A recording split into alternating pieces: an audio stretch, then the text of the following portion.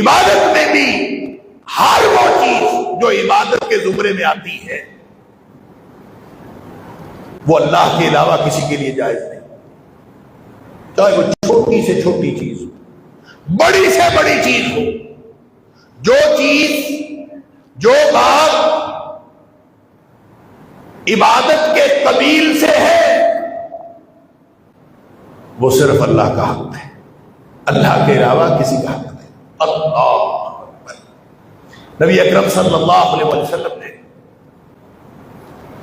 حضرت معاذ بن جبل رضی اللہ تعالیٰ عنہ سے پوچھا تھا جب ان کے پیچھے سفر کر رہے تھے کہ معاذ اتدری، کیا تو جانتا ہے ما حق اللہ علی العباد وما حق العباد علی اللہ، اللہ کا بندوں پر کیا حق ہے اور بندوں کا اللہ پر کیا حق ہے؟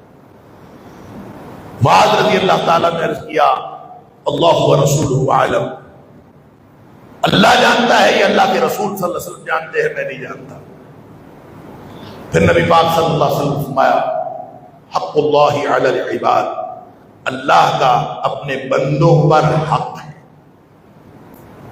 یہ کیوں حق ہے؟ کیا حق ہے؟ ان یعبدوہ ولا یشرکوا بہ شیئا،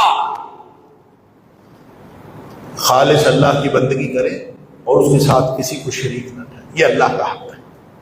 اور یہ اللہ کا حق کیوں ہے؟ یہ اس لیے ہے کہ وہ خالق بھی ہے، وہ مالک بھی ہے، وہ مدبر کائنات ہے، اور جو خالق ہوتا ہے اسی کا حق ہوتا ہے کہ اس کی بندگی کی جائے۔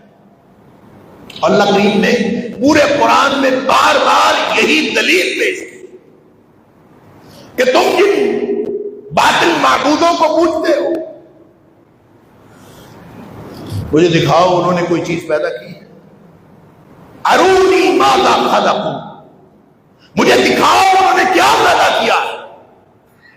ظاہر ہے جو خالق ہوتا ہے اس کا حق ہوتا ہے کہ مخلوق اس کی بندگی کرے، مخلوق کا فرض ہوتا ہے کہ خالق کی بندگی کرے۔ لہذا پورے قرآن میں جو سب سے پہلا حکم ہے بندگی کا، سورہ فاتحہ کے بعد سورہ بقرہ کے پہلے 2 رکوع وہ ان لوگوں کے بارے میں کہ اللہ کی ہدایت کو ہدی للمتقین، جو اللہ کی طرف سے ہدایت نازل ہوئی ہے، اس کو رسپونڈ کرنے کے اعتبار سے لوگوں کے 3 گروہ ہیں۔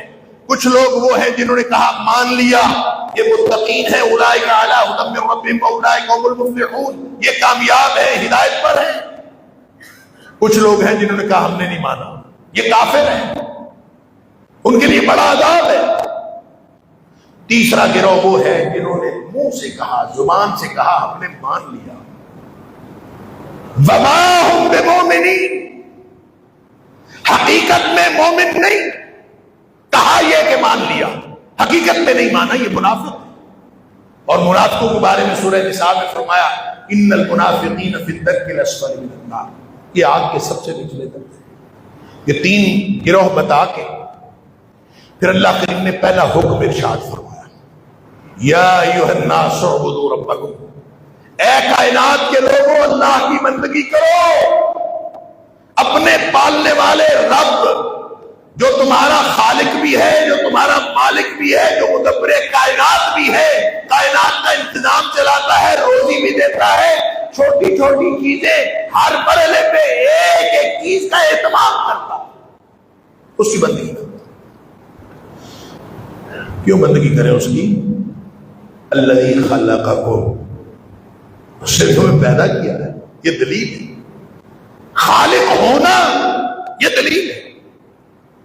والذین من قبلکم، اور تم سے پہلے لوگوں کو بھی اس نے پیدا کیا، لعلکم تتقون، تاکہ تم پہلے گروہ میں شامل ہو جاؤ جو کامیاب ہو۔ لہذا بندگی خالص اللہ